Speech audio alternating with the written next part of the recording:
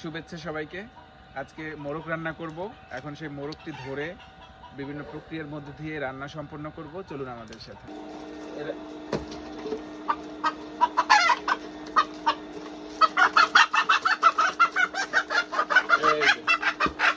আজকে এই মোরগটি রান্না করব। আশা করি আপনারা সবাই এনজয় করবেন, আমাদের সাথেই থাকবেন।